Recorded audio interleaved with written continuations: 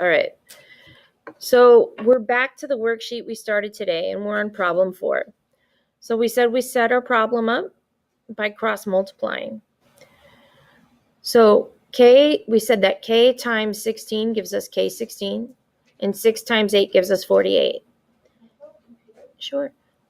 Now we have a simple one-step equation. Other side, please. There you go. We have a simple one-step equation.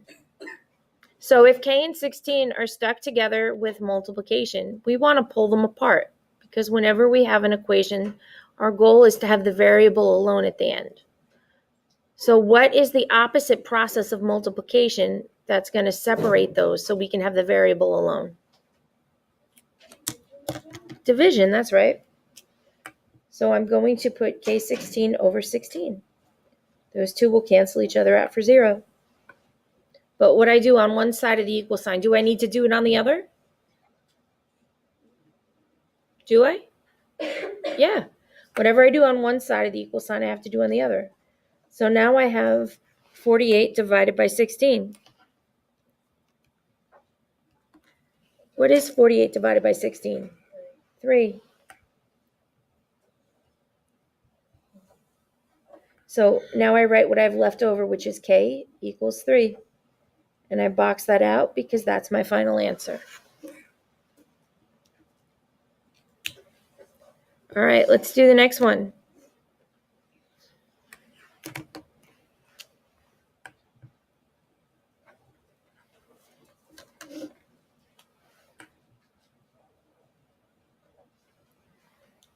So here, what happens when I multiply 5.4 times h? It would be I would just write 5.4h, right? What is 7 times 27?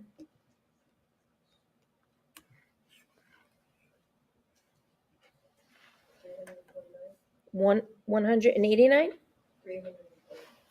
Okay, let's try that again. Oh, I did 47. 27 times 7 is 189.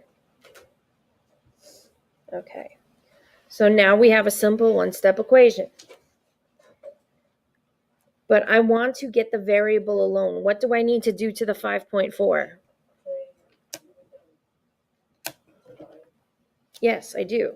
So I'm going to put 5.4h over 5.4. And those will cancel out for 0. What I do on one side of the equation, I need to do on the other. So I'm going to put 189 over 5.4. So now I have a division problem.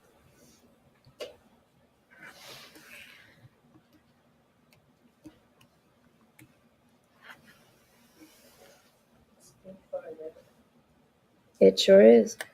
So I can't multiply by a decimal, right?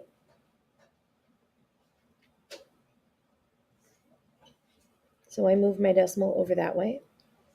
And I come here, right? It's already at the end. I move it over.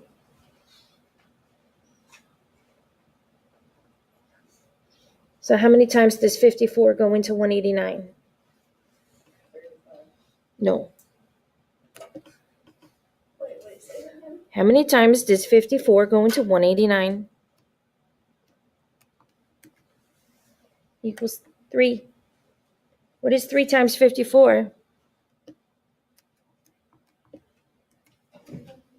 162. If you take 189 and you subtract 162,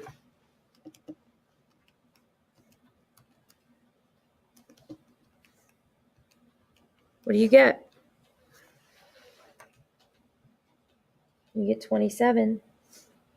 Now that 0 comes down and becomes 270. So how many times does 54 go into 270?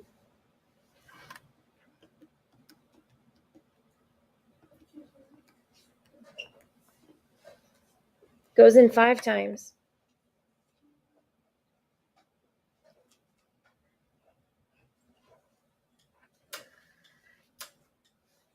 So then that was the answer we got. And we rewrite what we have left over, which is h equals 35. We box that out because that's our final answer. I go over the long division with you just in case you don't have a calculator. You need to know that you can't divide by a decimal. You have to move over the decimal. And if you do it in one part of the division problem, you have to do it in the other. Now we can add a 0 on the end because what's a 0 in math? It's nothing, right? If I move the decimal point over another spot and I add a 0, it all works out in the end. So we got the same answer that way as you did when you just punched it into your calculator. Okay. Anybody want to be brave and guess how we solve the next problem? No? You don't even want to try? Okay.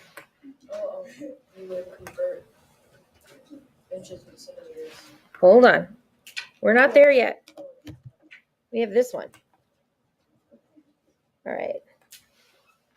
So let's start with 11 times 4. What's 11 times 4?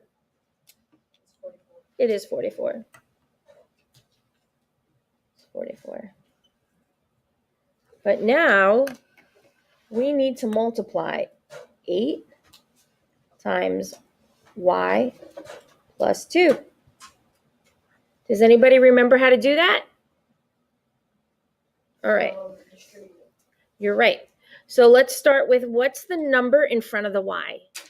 When there's no number, what number do we assume? It's a 1, that's right. So I'll draw it in just to make this better. And now I'm going to multiply the 8 times the 1y, and I'm going to multiply the 8 times the 2. That gives me 8y, and then plus, what's 8 times 2? Yes, 16. So I'm just going to rewrite what I have over here. So it's 44 equals 8y plus 16. Now you've seen this before. This is a two-step equation. Again, my goal in an equation is always to get the variable alone at the end.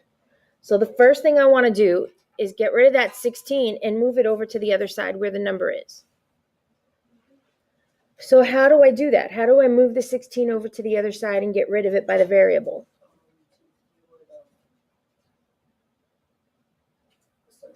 Yes, I'm going to subtract it. So I'm going to subtract 16, and 16 positives and 16 negatives will cancel out for 0. And what I do on one side of the equal sign, I need to do on the other. So here I've got 44 minus 16. What is 44 minus 16? It is 28, thank you. So now I'm going to rewrite what I have left. And what I have left is 28 equals 8y. So now I'm back to a one-step equation. Daisy, if the 8 and the y are stuck together with multiplication, I need to use the opposite process to pull them apart. What's the opposite process? Right. So how do I divide 8y by 8? I just put the 8y over an 8, right? Does that sound right? Okay, so let's do that. That's when these two 8s cancel out for 0. And what I do on one side of the equation, I'm going to do on the other. So I'm going to put 28 over 8. So now I just have to divide 28 by 8. What is 28 by 8? Somebody want to use their calculator and tell me? 28. Look, over here we have 28 over 8. So that means 28 divided by 8. Is it 35? Yeah. It's 3.5. 3.5. All right. It's okay. So now we're going to write what we have left. And what we have left is y equals 3.5. And I'm going to box that out because that's my final answer. 5.